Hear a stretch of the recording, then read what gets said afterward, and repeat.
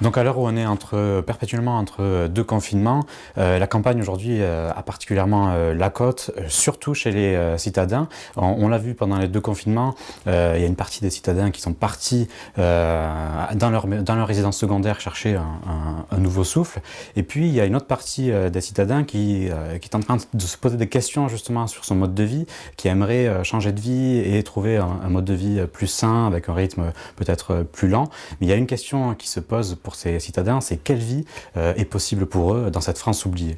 Alors, pendant près d'1 an et demi, j'ai mené l'enquête dans cette France-là, auprès de cette France rurale. J'ai rencontré une population très diverse, autant des retraités aux revenus modestes que des jeunes actifs, des ouvriers, des employés, des indépendants, des petits paysans.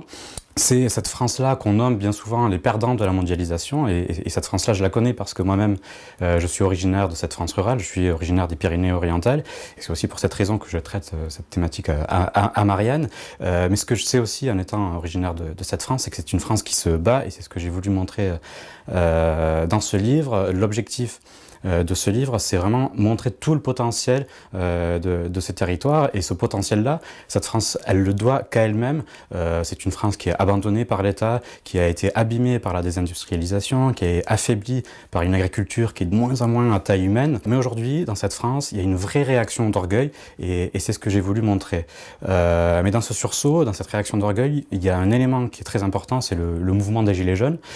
J'ai pu voir pendant mon enquête, pendant ces 1 an et demi, des traductions très concrètes de ce mouvement, avec une certaine part de la population et une part très significative de personnes qui se sont engagées après avoir assisté justement à l'éclosion de ce mouvement, qui se sont engagées pour changer la démocratie locale, mais aussi pour insuffler un souffle nouveau dans ces territoires, en lançant des épiceries mobiles, des épiceries ambulantes, en reprenant des écoles, mais aussi en créant des véritables communautés numériques sur les réseaux sociaux pour lancer des actions concrètes pour dynamiser le territoire. Mais dans ce livre, il ne s'agit pas du tout d'idéaliser ces territoires, hein. Au contraire, c'est des territoires qui sont complètement plombés par les difficultés. Il y a un taux de chômage très élevé, une population très vieillissante, des jeunes qui fuient, des services publics et des commerces qui se raréfient. Mais elle a un mérite, cette France, c'est qu'elle propose un contre-modèle à la suprématie des villes. Ces villes qui sont souvent, on le voit, surchargées, polluées, déshumanisées. D'où cette question, et si notre avenir était dans les villages ?